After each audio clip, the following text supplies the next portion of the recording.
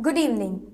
The teachers are those who help us think for ourselves. Once said by Dr. Sarvapalli Radhakrishnan. Happy Teachers' Day. Welcome to BMC News Live English. Myself, Shana Sultana, joining you with the daily news updates. Today's news in detail. The Ministry of Health has inspected 430 hair salons, beauty parlors and massage outlets since the 1st of August. Health inspectors checked the validity of employees' medical test certificates and clarified procedures for booking appointments via bahrain.bh portal. The campaign is in line with Edict 15 of 2020 issued by the Ministry of Health, making it mandatory for employees working at trading and industrial outlets to undergo periodic medical screening. Food control inspectors also conducted 952 field visits last month to food outlets to ensure their full compliance with mandatory health regulations and protect employees and customers' safety.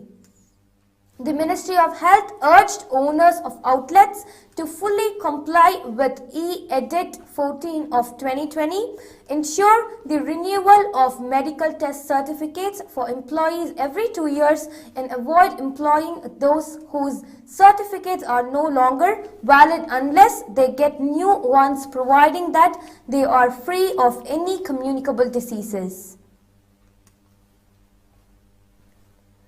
Road and vehicular safety have been pledged as Bahrain gears up for a sharp increase in traffic ahead of the reopening of schools this week for the new academic year.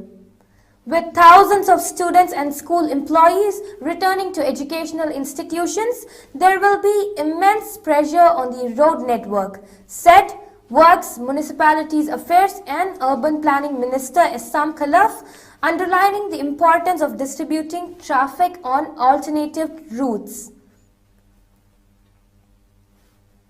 Multi-million dinar maintenance works commenced on 40 public schools as part of efforts to develop education and training institutions in Bahrain, it has been revealed. The works are being carried out by the Works, Municipalities Affairs and Urban Planning Ministry in line with a decision by the Supreme Council for the Development of Education and Training. Bahrain yesterday recorded 109 new COVID-19 cases alongside 117 recoveries and no fatalities. Of the new cases, 50 were expatriate workers, 35 contacts of local cases and 24 travel related, the Health Ministry said last night. Companies and individuals pollute Saudi waters will face fines of up to 20 million Saudi riyals in a new campaign to protect the marine environment. The list of offences include oil pollution and spills of hazardous material. The list also includes leaks and loss of naval cargo in the kingdom's internal, territorial and adjacent waters, as well as the exclusive economic zone or the continental shelf. The new rules ban the removal of rocks, pebbles, beach sand and marine sediment. It is also illegal to carry out any filling work, dredging, reclamation of beaches and establishing or removing breakwaters, seawalls, coastal construction or exploration or excavation work without a permit from the National Center for Environmental Compliance. Special provisions related to licensing marine sports activities also ban marine sports and diving activities that do not use environment-friendly engines or obtain permits from the NCEC. Kuwait's Interior Ministry has revealed that those who wish to visit the country will soon be able to apply for a visa after a year-and-a-half long suspension of services brought about the coronavirus pandemic. The move applies to all type of visit visas, family, commercial and tourist included, with specific conditions after the cabinet minister's approval in October, the ministry said. Kuwait recently began procedures to return to normalcy, beginning with direct flights to a number of countries, increasing operations at Kuwait International Airport as well as others, Al-Rai reported. India's Krishna Nagar won the country's second gold medal in a badminton at Tokyo Paralympics after reigning supreme in the men's singles SH6 category on Sunday. The 22-year-old defeated Hong Kong's Chu Man Kai in a hard-fought three-games battle 21-17, 16-21, 21-17 in the gold medal match to take India's medal tally to 19 at the Para Games. Notably, this was also India's fifth gold medal from the Tokyo Paralympics, where the athletes have scripted history, going past their previously best tally of 4 medals by a huge margin. Krishna has begun the second Indian shooter after Pramod Bhagat to win a gold medal in badminton, which is making its debut at the Paralympics. Bhagat had won the gold in men's singles SL3 category on Saturday. Earlier on the Sunday, IAS officer Yatiraj lost his gold medal match to world number 1 Lucas Mazur, while Tarun had lost his bronze medal match in the SL4 category. Manoj Sarkar on Saturday added a badminton bronze in the SL3 category. Krishna Nagar, world's number 2nd in the SH6 category, had to work hard for his gold medal as he was trailing 12-16 against Chu Man Kai in the opening game. However, Krishna stitched a series of points to stun a Hong Kong shooter and take the opening game. The second game went Chu Man Kai's way as he found ways to trouble Krishna, who played with positive body language in the gold medal match. The third game was a gripping affair as Krishna went into the mid-game break with a 11-7 lead, only to allow the Hong Kong shooter to make a way back into the contest. Chu Man Kai made it 14-14 before Krishna pulled away once again. Krishna Nagar had 5 gold medals points, but Chu Man Kai did not give up as he saved one before the Indian shooter did it. Much like Pramod, Krishna ran towards his coach and embraced him as he won another gold medal for India at the Tokyo Paralympics. Now we shall go for short commercial break.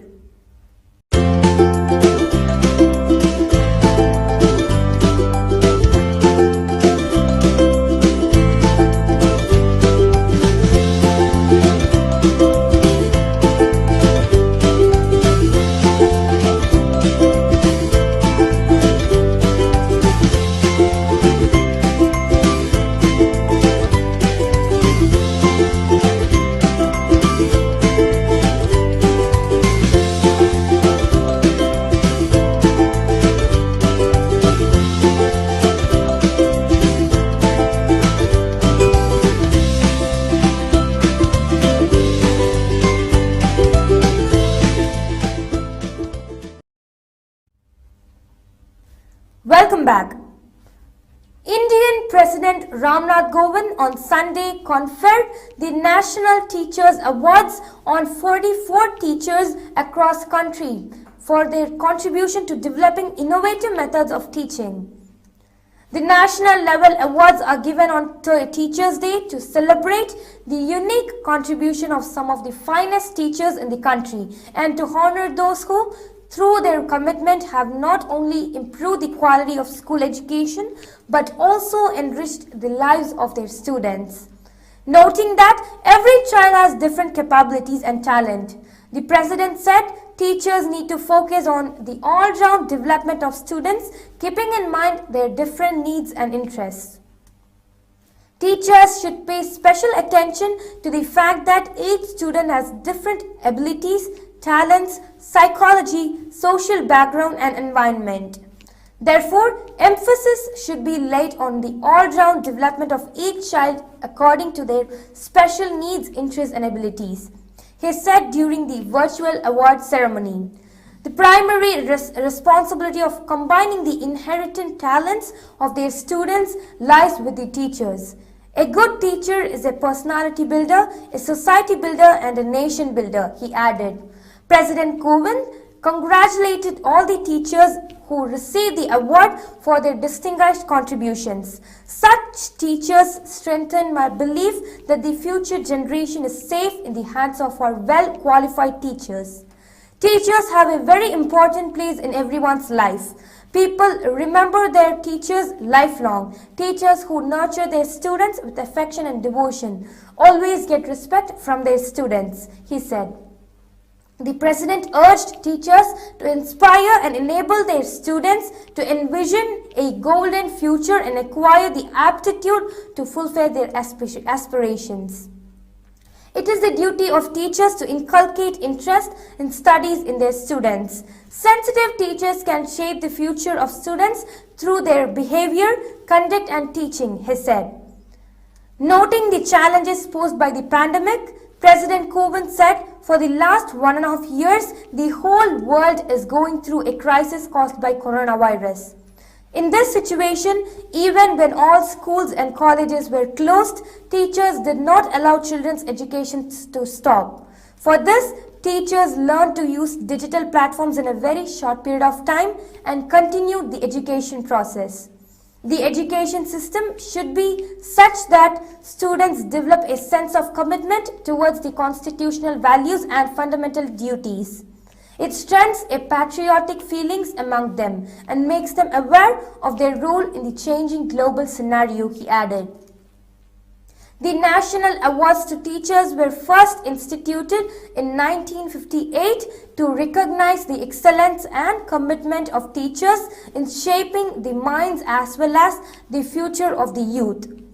From the mid-60s onwards, September 5 came to be the fixed date for the function on account of the birthday of Sarvepalli Radhakrishnan, former President of India and an eminent educationist.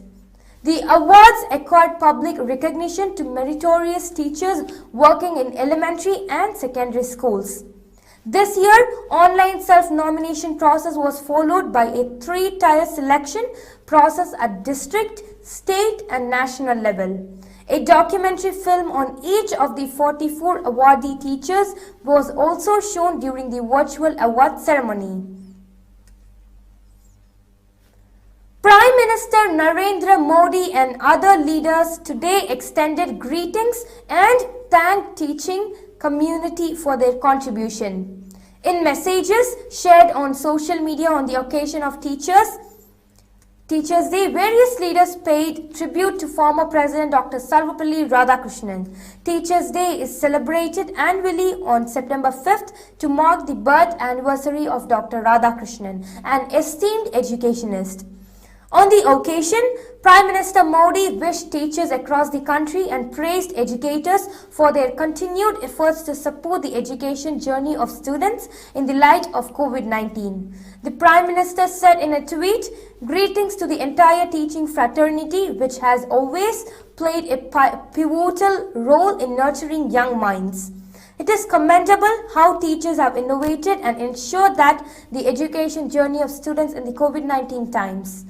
Paying respects to Dr. Radhakrishnan, Prime Minister Modi wrote, "I pay my respects to Dr. S. Radhakrishnan on his Jayanti and recall his distinguished leadership as well as contributions to our nation."